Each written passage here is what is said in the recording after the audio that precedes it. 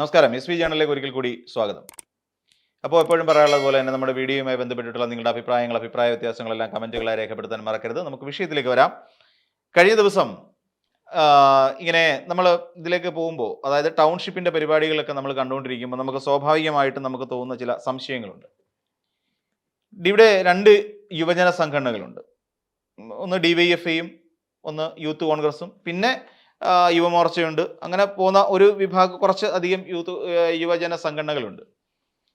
ഇതിൽ നമ്മൾ ഇടത് യുവജന സംഘടനകളെ മാറ്റി നിർത്തുക. അതായത് AYF, DYFI തുടങ്ങിയ സംഘടനകളുടെ വശത്ത് നിൽക്കുന്നു.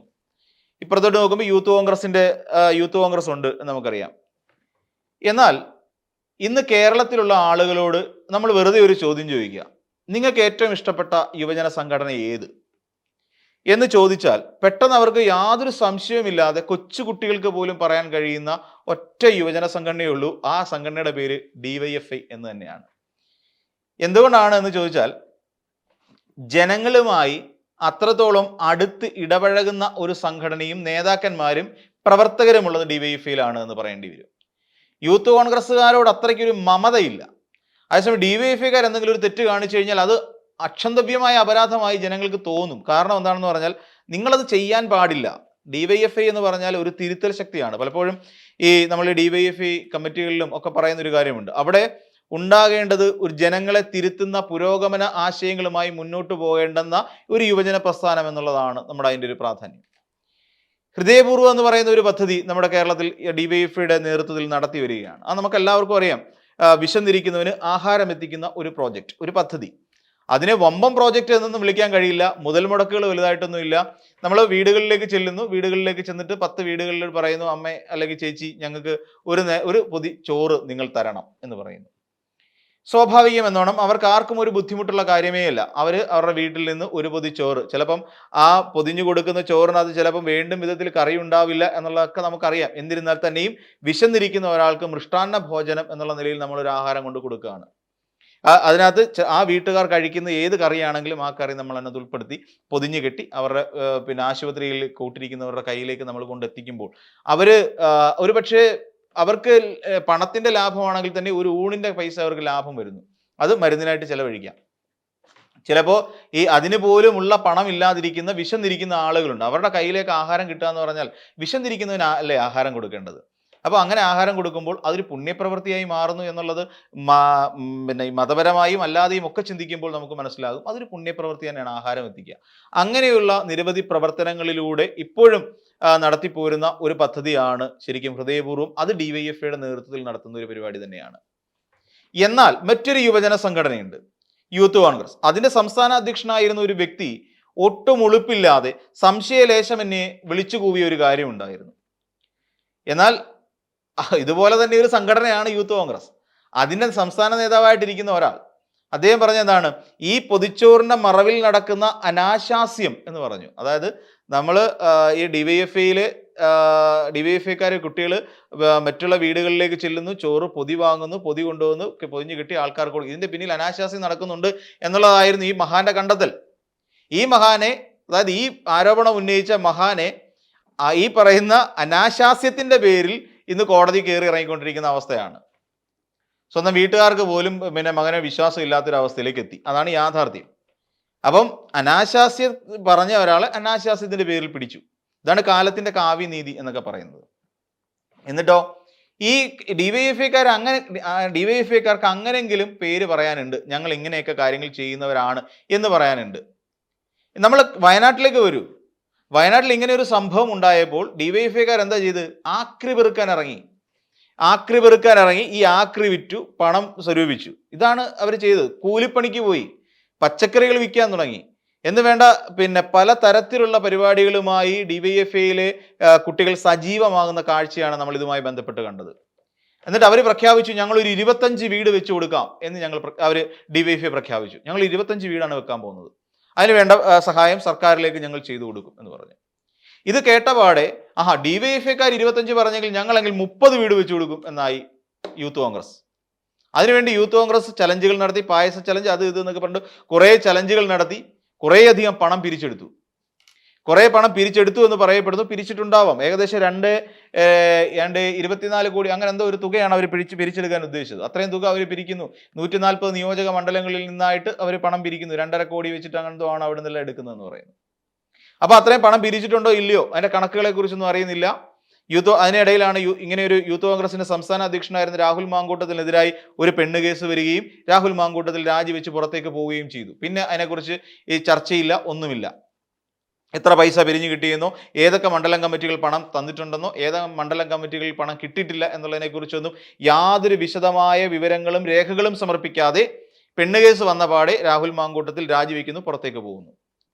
അതിനുശേഷം കുറച്ച് അസ്വസ്ഥതകൾക്കും അനിശ്ചിതത്വങ്ങൾക്കും ശേഷം പെട്ടെന്ന് ഒരാൾ വരുന്നു. ഏകദേശം 18 ലക്ഷം രൂപ നേരത്തെ ഇവരുടെ സഹപ്രവർത്തകർക്ക് വേണ്ടി മുക്കിയ കടന്നു കളഞ്ഞ OJ ജനീഷ് എന്ന് പറയുന്ന ഒരാൾ പെട്ടെന്ന് യൂത്ത് കോൺഗ്രസിന്റെ സംസ്ഥാന അധ്യക്ഷനാകുന്നു. അദ്ദേഹം വന്നിട്ട് പറയുന്നു, ഒരു പ്രഖ്യാപനം നടത്തുന്നു, ഞങ്ങളുടെ കയ്യിൽ 1,05,00,000 രൂപ ഉണ്ട്, അത് ഞങ്ങൾ KPC കൈമാറും. 30 വീടാണ് അവർ പറഞ്ഞത്. DYFIക്കാർ 25 പറഞ്ഞെങ്കിൽ യൂത്ത് കോൺഗ്രസ് 30 പറഞ്ഞില്ലെങ്കിൽ ശരിയാവില്ല. കാര്യം ഭരണം പിടിക്കണമെന്നുണ്ടെങ്കിൽ 30 എന്ന് പറയുന്ന ഒരു ടാർഗറ്റ് ഇടണം. അതും തേഞ്ഞു. ഇപ്പം 30 പോയിട്ട് 10 വീടുകൾ ഉണ്ടാക്കാൻ കഴിയുമോ എന്നുള്ള കൺഫ്യൂഷനാണ്. 10 പോയിട്ട് 5 വീട് ഉണ്ടാക്കുമോ? നമുക്ക് ഇതിനു മുമ്പ് KPCCയെ നമുക്ക് നല്ല വിശ്വാസമാണ്. പ്രളയമുണ്ടായ കാലഘട്ടത്തിൽ 1000 വീട് എന്ന് പറയുന്ന ഒരു വലിയ ടാർഗറ്റ് അവർ കൊണ്ടുവന്ന് പറഞ്ഞു. പ്രളയമുണ്ടായി, ഞങ്ങൾ 1000 വീട് വെച്ച് കൊടുക്കുന്നു എന്ന് പറഞ്ഞു 18-19 ആയപ്പോൾ. എന്നാൽ പിന്നീട് അത് 500 വീടാവുകയും പിന്നീട് 300 വീടാവുകയും എന്നാൽ ഏറ്റവും ഒടുവിൽ മറിയക്കുട്ടിച്ചേട്ടത്തിക്ക് ഒരു വീടാക്കി മാറ്റുകയും ചെയ്തു. ഇതാണ് കോൺഗ്രസിന്റെ വീടിന്റെ ഒരു ചരിത്രം. അത് പോട്ടെ. അപ്പൊ യൂത്ത് കോൺഗ്രസ് എന്ന് പറയുന്ന സംഘടന ഇതുവരെ 1,05,00,000 രൂപ പിരിച്ചിട്ടുണ്ടെന്നും മഹാപഞ്ചായത്ത് നടത്തി ഈ തുക KPCC കൈമാറിയിട്ടുണ്ട് എന്നും പറയപ്പെടുന്നു. അതിനകത്ത് വസ്തുത നമുക്കറിയില്ല, പറയപ്പെടുന്നു, അത്രമാത്രം. എന്നിട്ടോ ഈ പറയുന്ന തുക അവർ കൊടുത്തിട്ടുണ്ട് എന്ന് നമ്മൾ വിശ്വസിക്കണം. തൽക്കാലം അങ്ങനെ വിശ്വസിക്കാം. ഇവിടെ ടൗൺഷിപ്പ് പദ്ധതിയുമായി ബന്ധപ്പെട്ടുകൊണ്ട് കഴിഞ്ഞ ദിവസം ഈ പറയുന്ന 100 വീട് വെച്ചു കൊടുക്കാൻ വേണ്ടി പണം നൽകിയ DYFI നമ്മൾ അപ്പോഴും മനസ്സിലാക്കണം. 100 വീട് വെച്ചു കൊടുക്കാൻ വേണ്ടി സർക്കാരിന്റെ ഇതിലേക്ക് പണം നൽകി കഴിഞ്ഞ DYFI എന്ന് പറയുന്ന സംഘടന കഴിഞ്ഞ ദിവസം ഈ DYFIക്കെതിരെ ഒരു വലിയ ആരോപണം ഉയർന്നു. അതായത് അവിടെ കൊണ്ടുവന്നിട്ട് T സിദ്ദിഖ് പ്രസംഗിച്ചപ്പോൾ അവിടെ നിർത്തി കൂവിച്ചു എന്നാണ് പറയുന്നത്. എന്നാൽ കൂവണ്ട എന്ന് പറയുന്ന ഒരു കാര്യം നമ്മൾ കണ്ടുകൊണ്ടിരിക്കുകയാണ്. കൂവരുത് എന്ന് വസീഫ് അടക്കമുള്ള ആളുകൾ അവിടെ നിന്ന് തടയുന്നുണ്ട്. എന്നാൽ ആ വീട് നിർമ്മാണത്തിൽ മാത്രമായി ഒതുക്കാൻ DYFIക്കാർ തയ്യാറായില്ല എന്നുള്ളതാണ് വസ്തുത. സർക്കാർ വെച്ചു കൊടുക്കുന്ന ഒരു വലിയ ടൗൺഷിപ്പാണ്, 400-ലധികം വീടുകൾ വരുന്ന ഒരു വലിയ ടൗൺഷിപ്പാണ് ഉദ്ദേശിക്കുന്നത്. അപ്പോൾ ഇപ്പം നമ്മൾ പറയുന്ന പോലെ മുസ്ലിം ലീഗുകാർ വെച്ചു കൊടുത്ത വീടിനുള്ളിൽ ഫർണിഷ് ചെയ്ത് കൊടുത്തു. കാരണം അവർക്ക് സ്പോൺസേഴ്സിനെ കിട്ടി. ഇവിടെ അപ്പോൾ DYFIക്കാർക്ക് ഒരു മോഹം തോന്നി, അങ്ങനെ വീട്ടിലേക്ക് വെറുതെ കയറി താമസിക്കുമ്പോൾ അവർക്ക് എന്തെങ്കിലും ഒരു സമ്മാനം കൂടി ഞങ്ങൾ നൽകിയില്ലെങ്കിൽ അത് മോശമല്ലേ എന്ന് സ്വാഭാവികമായും DYFIയിലെ ചെറുപ്പക്കാർക്ക് തോന്നിയ ഒരു സംശയം. ആ സംശയത്തിന്റെ ഭാഗമായിട്ട് അവർ വീണ്ടും പിരിവ് നടത്തി. ഒരുപക്ഷെ ചലഞ്ച് ആയിരിക്കാം, എന്താണെന്നറിയില്ല. അവർ ഈ 178 വീടുകൾക്കും വേണ്ട ഓരോ TV വീതം വാങ്ങി നൽകി. ഇതാണ് DYFI ചെയ്ത ഏറ്റവും വലിയ മറ്റൊരു പ്രവൃത്തി. ഇവിടെയാണ് നമ്മൾ 2 യുവജന സംഘടനകളെ നമ്മൾ അളക്കേണ്ട ഒരു കാര്യം. അവർ 100 വീടിനുള്ള പണം ഓൾറെഡി നൽകിക്കഴിഞ്ഞു. ആ വീടിന്റെ നിർമ്മാണ പ്രവർത്തനങ്ങൾ നടന്നുകൊണ്ടിരിക്കുന്ന ഒരു സാഹചര്യം. ഈ സാഹചര്യത്തിൽ DYFI ഇപ്പോൾ 178 വീടുകളിലേക്ക് താമസമാക്കാൻ വേണ്ടി ആളുകൾ അല്ലെങ്കിൽ താക്കോല് കൈ കിട്ടിയ അവർക്ക് വീട്ടിലേക്ക് വെറും കൈയോടുകൂടി കയറണ്ട, പകരം ഞങ്ങൾ ഓരോ TV കൂടി നിങ്ങൾക്ക് നൽകുന്നു എന്ന് പറഞ്ഞുകൊണ്ട് DYFIക്കാർ വീണ്ടും TV കൂടി അവർക്ക് വാങ്ങി നൽകുന്നു. ഇതാണ് ഒരു യുവജന സംഘടന കേരളത്തിൽ നടത്തിക്കൊണ്ടിരിക്കുന്ന പ്രവർത്തനങ്ങൾ. ഇനി മറ്റൊരു യുവജന സംഘടനയുടെ വലിപ്പത്തെക്കുറിച്ച് നമുക്കറിയാം. ആ യുവജന സംഘടന ഇത്രയും കാലത്തിന് 10 വർഷം ഈ യുവജന സംഘടനയെ സംബന്ധിച്ചിടത്തോളം, യൂത്ത് കോൺഗ്രസ് എന്ന് പറയുന്ന സംഘടനയെ സംബന്ധിച്ചിടത്തോളം ഏറ്റവും ശക്തമായ നിലയിൽ വളരാൻ പറ്റിയ കാലഘട്ടമായിരുന്നു ഈ 10 വർഷം കടന്നുപോയത്. എത്രത്തോളം വളർന്നു നമ്മൾ ചിന്തിച്ചാൽ മതി. ഇവിടെ സമരത്തിലൂടെ വളരാൻ സാധ്യതയുണ്ടായിരുന്നു. സർക്കാർ വിരുദ്ധ പ്രവർത്തനങ്ങളിലൂടെ അല്ലെങ്കിൽ സർക്കാരിന് എതിരായി നിന്നുകൊണ്ട് വലിയ ശക്തമായ പോരാട്ടങ്ങൾ സംഘടിപ്പിച്ചുകൊണ്ട് വളരാൻ പറ്റിയ കാലാവസ്ഥയായിരുന്നു. ഈ വയനാട് ടൗൺഷിപ്പുമായി ബന്ധപ്പെട്ടുകൊണ്ട് അല്ലെ വയനാടുമായി ബന്ധപ്പെട്ടുകൊണ്ട് കൃത്യമായ പ്രവർത്തനങ്ങളിലൂടെ വളരാൻ സാധ്യമുണ്ടായിരുന്നു. എന്നാൽ ഇതിനൊന്നും ശ്രമിച്ചതേയില്ല. അവർ ശ്രമിച്ചത് എന്തൊക്കെയായിരുന്നു? ഇവിടെ വയനാടുമായി ബന്ധപ്പെട്ടുകൊണ്ട് കിട്ടിയ തുക കൈയിട്ട് വാരാൻ അവർ ശ്രമിച്ചു. ഇനിയും അതല്ല, അവരുടെ സഹപ്രവർത്തകർ പല കേസുകളിലും പെട്ട് അടിയും ഇടിയും ഒക്കെ കൊണ്ട് പിന്നെ ആശുപത്രിയിൽ കിടക്കുന്ന സാഹചര്യം. ആ ആശുപത്രിയിൽ കിടക്കുന്ന സാഹചര്യത്തിൽ അവർക്ക് വേണ്ടി എടുക്കുന്ന പിരിവ് പോലും കൈയിട്ടുമായിരുന്നു.